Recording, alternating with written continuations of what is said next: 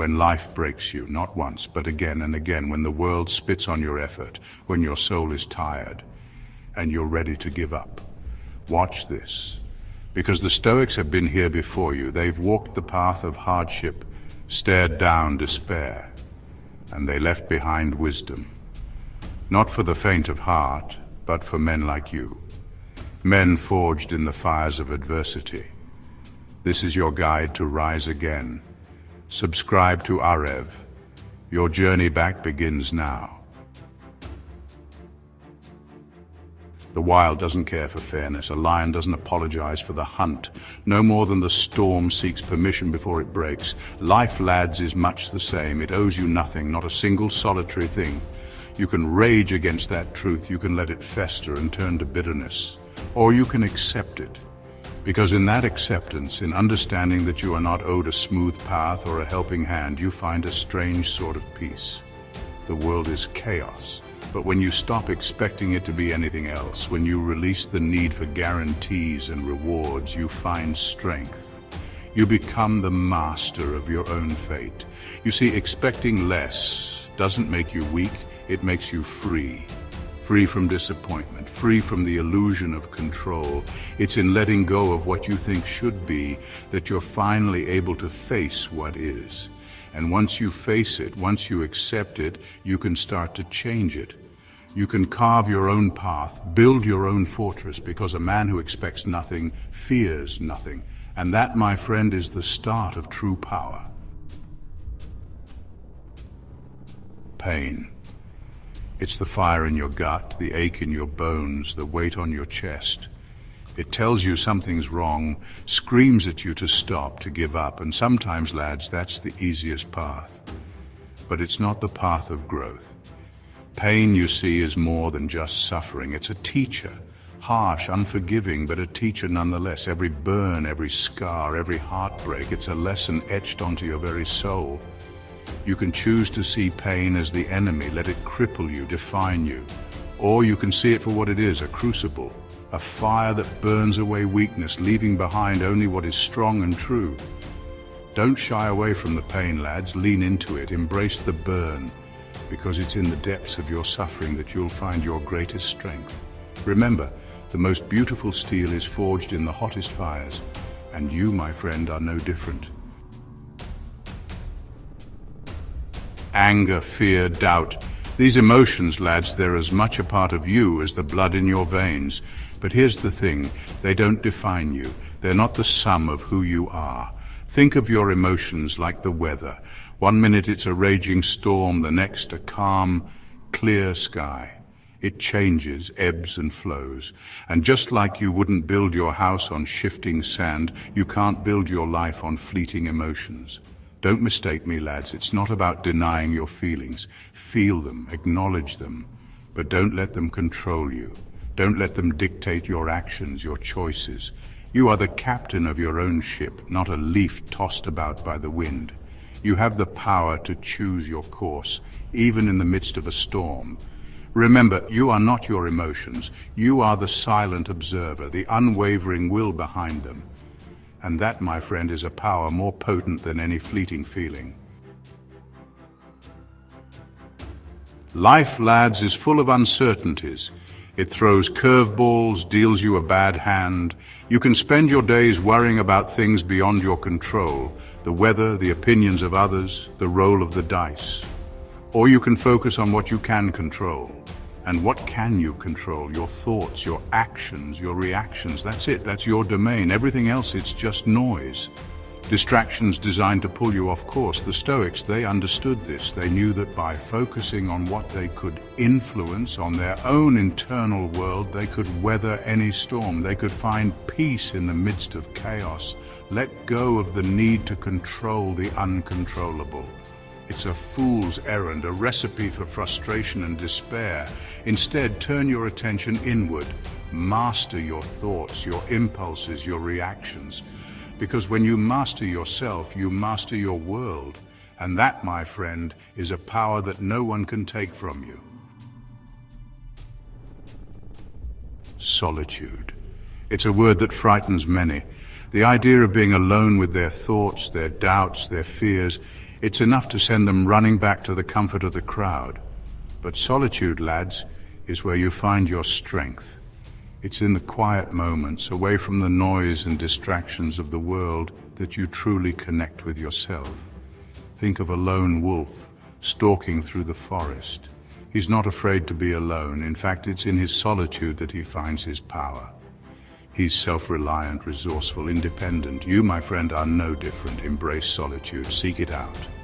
Use it to reflect, to recharge, to reconnect with your inner compass.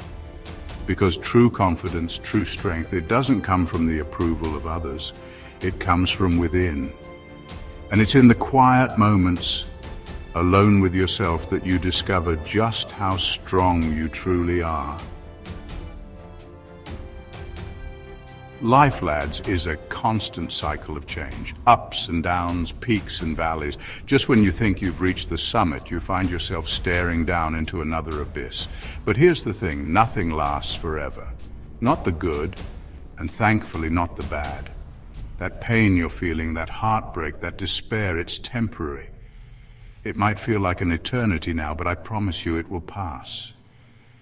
Just like the storm clouds eventually give way to sunshine, your pain will eventually fade. It might leave a scar, a reminder of the battle you've endured, but it will no longer have the power to cripple you.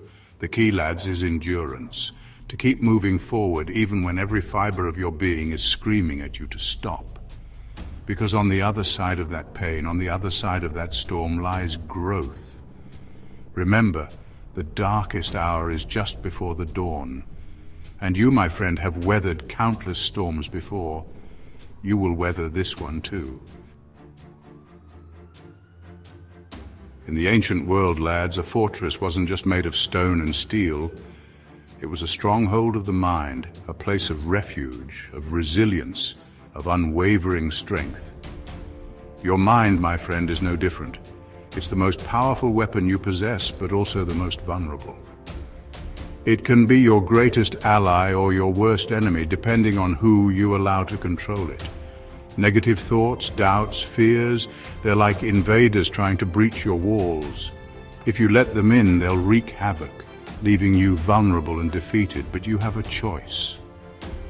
You can choose to be the vigilant guardian of your thoughts, to stand guard at the gates of your mind, allowing only what serves you, what strengthens you, to enter. Train your mind like you would train your body. Discipline it, strengthen it, fortify it against the inevitable attacks of negativity and doubt. Remember, a fortress is only as strong as the will of those who defend it. And your mind, my friend, is a fortress worth fighting for.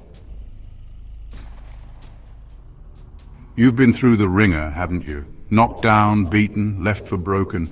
You look in the mirror and see the scars, feel the aches, carry the weight of every battle fought.